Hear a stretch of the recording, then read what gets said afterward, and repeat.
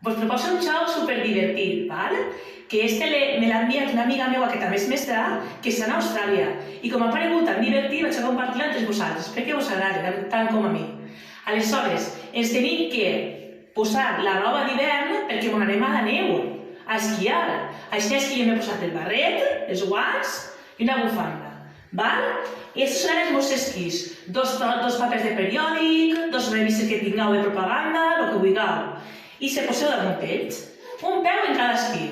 Aleshores teniu que esquiar, val? 1, 2, 1, 2, 1, 2, 1, 2, 1, 2, 1.